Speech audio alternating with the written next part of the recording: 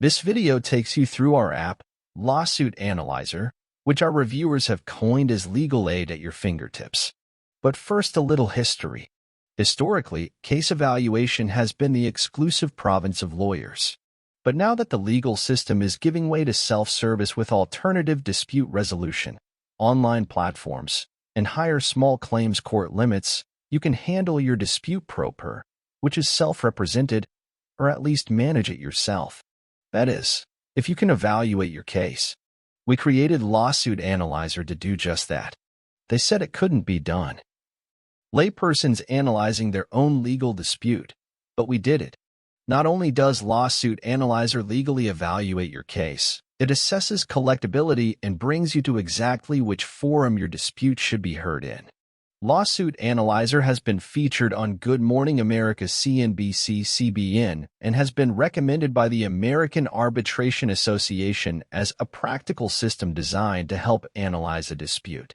Lawsuit Analyzer addresses civil disputes of any value between people or businesses seeking money as compensation, not including family law, probate, bankruptcy, traffic, and criminal law. Now it's time to sit down at your computer and purchase the Lawsuit Analyzer app. We recommend you do this by watching our video, How Lawsuit Analyzer Works by Providing Legal Aid to Solve Your Legal Case, linked in the description below. You can do the app on your phone, but a larger size screen is recommended. Assuming you now have the links to the app, click on one. And here we go. Note that we give you two in case you want to develop a plan B. When you get to the instruction page and print it out, click the upper right red X to get to Phase 1, Legal Evaluation, which analyzes the core question, what is your likelihood of winning your case? Click on the Help button to understand the evaluation that is about to take place. As we work our way through Lawsuit Analyzer, together we will use the sample case, the case of the crafty computer consultant, where Betty is the complaining party and crafty Chris is the responding party. Betty's case value is low, but remember the analyzer works for high case values also. This is their story. In these days of trying to keep pace with high technology, many of us have hired a computer consultant. Betty, the owner of a consulting firm, did. Chris, the crafty computer consultant, told Betty he'd upgrade her computer system.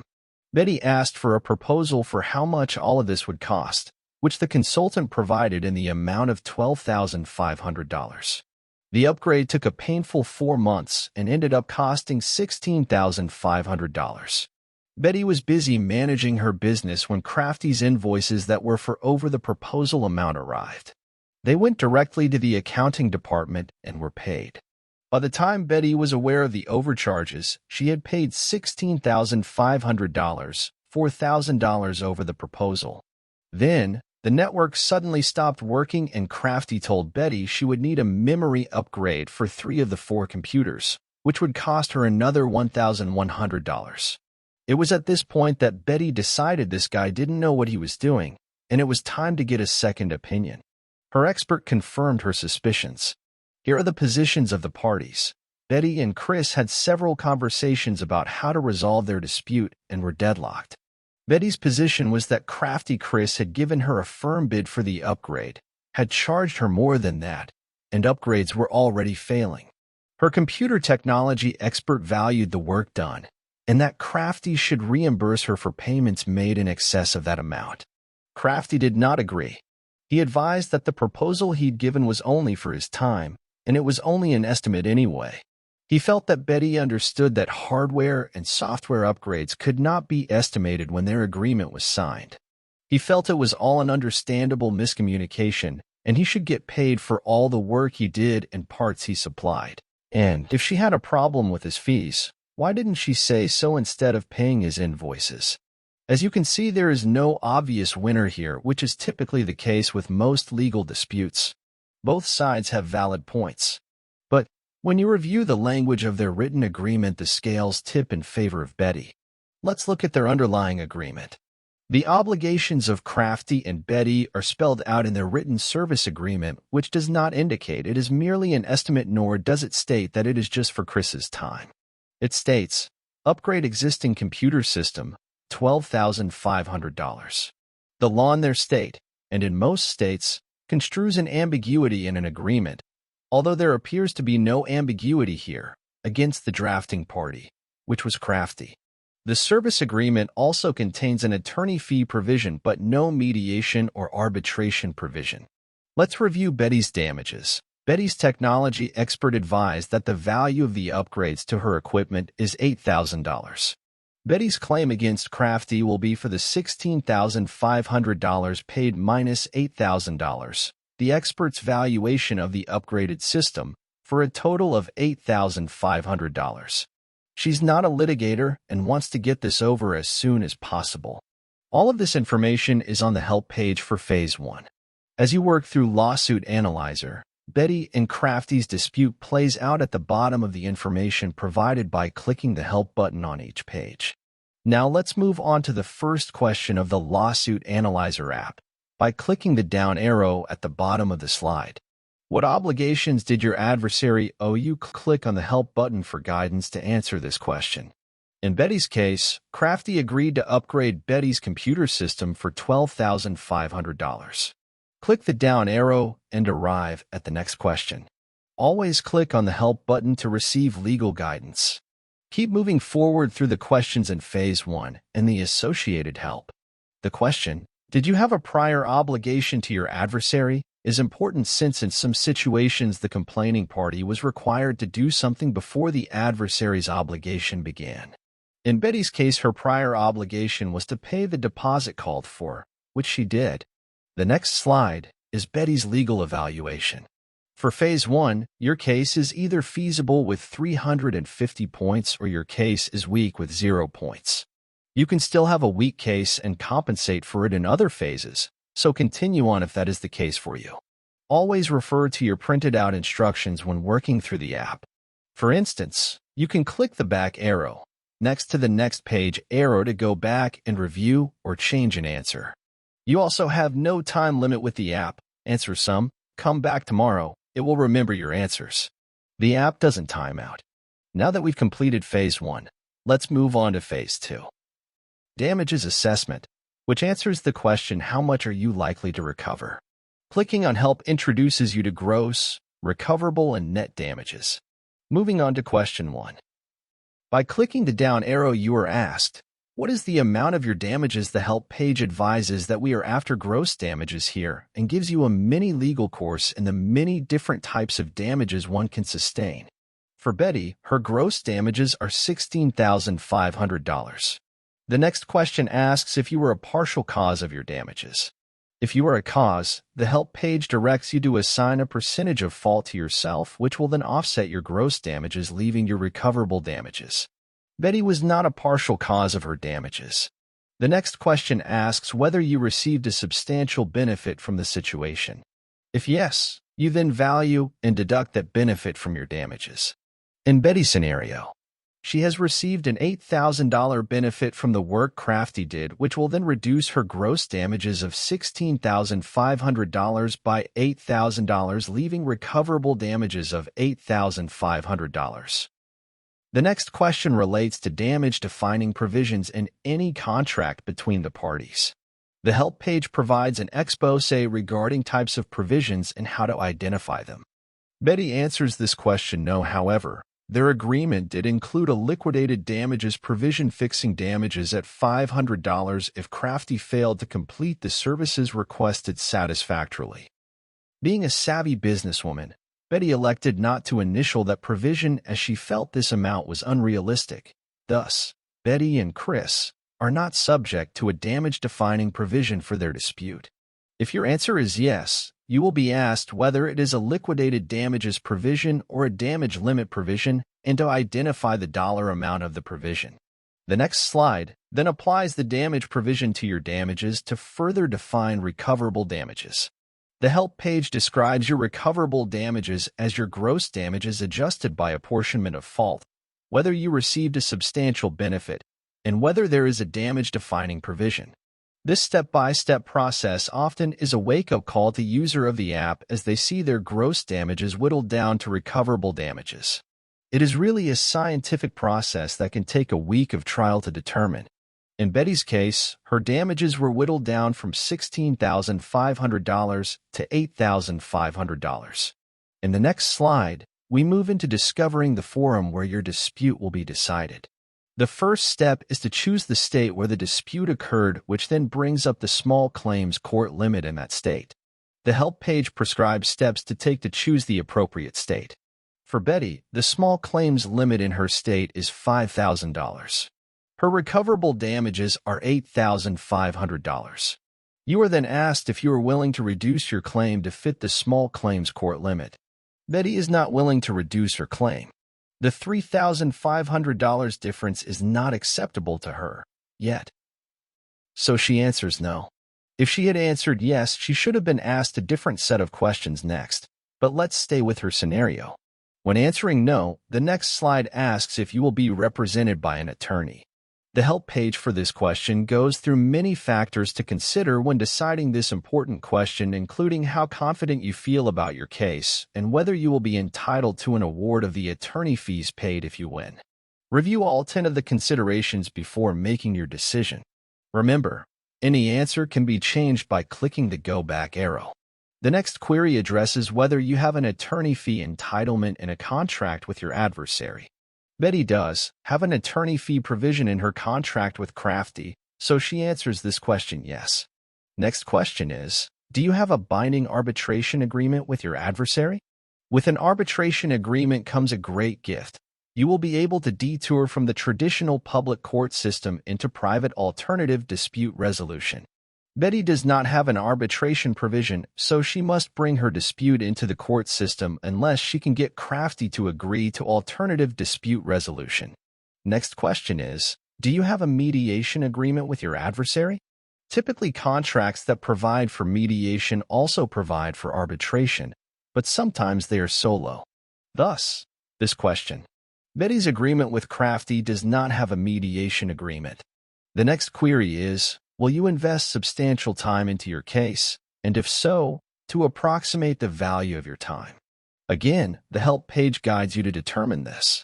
Because it is your time, not an out-of-pocket loss, the app cuts the value in half. Although Betty intends to hire a lawyer since she has attorney fee entitlement in her contract with Crafty, she anticipates involvement in her case to the extent of $3,000 worth of her time as a business consultant. Half of that is $1,500, which will offset her recoverable damages. The next slide is your damages assessment, a chart with your damages calculated and itemized as gross damages, recoverable damages, and net damages, along with a case value rating. Each damage category is summarized for you. Gross damages are the total of all your damages. Recoverable damages are gross damages less apportionment for your own fault, whether you received a substantial benefit, and if there is a damage-defining provision. Betty's $16,500. Gross damages have been reduced by the $8,000 benefit she received from Crafty's services, leaving $8,500 as recoverable damages. Net damages are what you will have left after taking your case through the courts or alternative dispute resolution. Your recoverable damages are reduced to net damages depending on whether you hire an attorney, have a right to attorney fee reimbursement, whether your forum will be alternative dispute resolution, small claims court, or the upper civil courts, and how much of your time you will invest into your case. For Betty, it is going to cost her close to $3,000 in time and money to take her case through the court system. Attorney fees paid are not considered since her contract provides for attorney fees to the prevailing party. Behind the scenes, the algorithm has factored in that she will have to take her case through the upper court system, superior, circuit, or district court depending on the state she will file in. It's going to be a long, complex journey for her. Case value rating is based on the value of your case and whether you will take it through the quick and easy small claims court system. Betty's rating is low because her case value is low, making it less desirable to pursue, and since she has opted not to reduce her case value to the small claims court limit in her state, she's left to the expensive, elongated, complex upper court system. Phase 3 represents your legal options assessment based on questions answered in the previous phases. Betty has received a low assessment because small claims court is not her forum nor is arbitration. As you see, the forum for your case is a factor that significantly influences the feasibility of your case. Phase 4? Collectability assessment is next, which answers the question, what are your chances of collecting on your judgment? Most people and their attorneys miss this important step. This phase takes some research on your part.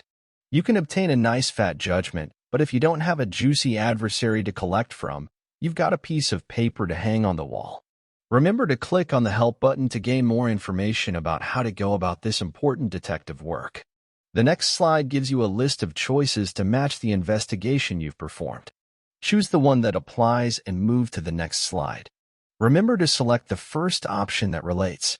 Betty does very well with her collectability assessment because Crafty owns and operates a business which gave her 140 points out of 150. Phase 5? Brings all your hard work together in a multifaceted assessment process. An algorithm is applied to the results of the prior 4 phases: legal evaluation, damages assessment, legal options assessment, and collectability assessment. This phase takes what started as a set of facts and yields a complex damages analysis and 2 more critical results: your case feasibility assessment and your pre-litigation settlement value. Betty's feasibility assessment is 74% out of 100%, which is considered reasonably good. Her pre-litigation settlement amount is what she wants to walk away with when settling her case before filing suit. Make sure to click on the Help button to further understand this in-depth analysis and to follow Betty's case against Crafty in more detail. And always remember, these values and results are all estimates based on our formulas. Nothing is etched in stone. The next phase, Phase 6, focuses on your feasibility assessment, which was identified in Phase 5. Under this Help button is an explanation of your case feasibility rating and a list of recommended action to take based on your feasibility rating. This is Betty's report. Read your feasibility assessment report meticulously. Take all the steps recommended. You will be emailed the results of the last 3 phases, including your crucial feasibility assessment, so you can sit back in a quiet place and diligently pursue all recommendations.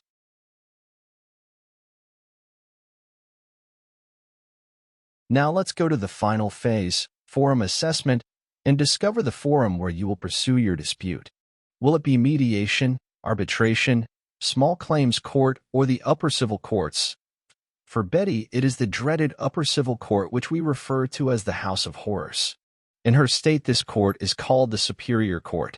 Let's see how Betty followed her feasibility recommendations.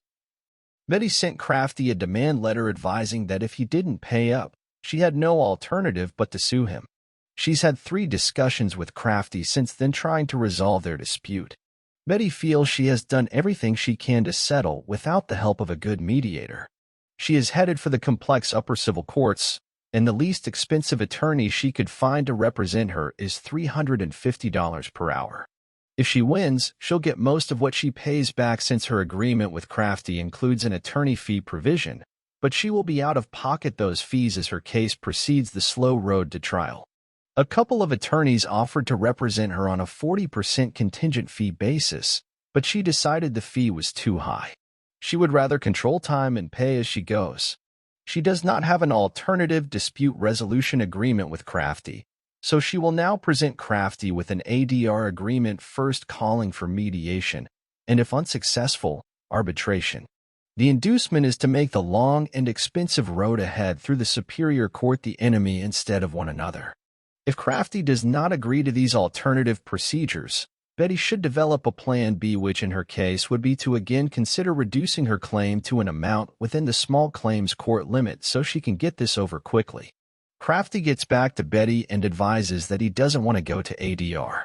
If she wants to take him on a long journey through the upper civil courts, he's up for it. Betty then decides to seriously consider small claims court as her plan B. Betty uses the second link to Lawsuit Analyzer to test out plan B, reducing her claim to the small claims limit. You too can develop a plan B if called for. Remember, if you have not closed the app in Phase 7 by clicking on Go to, your forum, You can go back and change your Plan A to a Plan B by using the page back arrow and/or the navigation menu on the left. You also have a second link, but don't open your second link to the Analyzer app when you have one already open, as it will cause havoc. Let's quickly review Betty's Plan B. As you can see, Betty's results improved significantly because the quick and easy small claims court will be her forum. Her damages assessment increased from 5 to 50. Her legal options assessment has more than tripled from 50 to 175. Her feasibility assessment has increased from 74% to 97%. The pre-litigation settlement amount has increased due to these factors and the minimal amount of time and fees she will spend on her case in quick and easy small claims court. This result conveys a profound message about resolving disputes. If you are headed for the upper civil courts and can't get your opponent to agree to ADR, reduce your claim if your recoverable damages are somewhat close to the small claims court limit. Although Betty will not net the $6,150 estimated for her case after spending 2 or more years in the upper civil courts, paying her attorney, and spending 30 hours of her own time. In small claims court, she should net $4,250 in a couple of months. It's a no-brainer for her. Small claims court is her answer. She feels that putting her energy into growing her business is far more productive than a long, involved court battle and the stress that comes with it just to recover a couple of thousand more. Betty also understands the court system is far from perfect. Anything could happen. She could end up a big loser, losing her case and also paying Crafty's attorney fees. She doesn't feel like taking this risk. She will also talk to her accountant and see if she can write off the loss that will result from reducing her claim to the small claims court limit.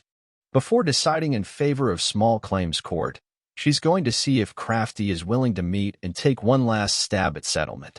Her recommended pre-litigation settlement target for Plan B is $7,820, so she has lots of wiggle room between what she may net at small claims and the recommended settlement target.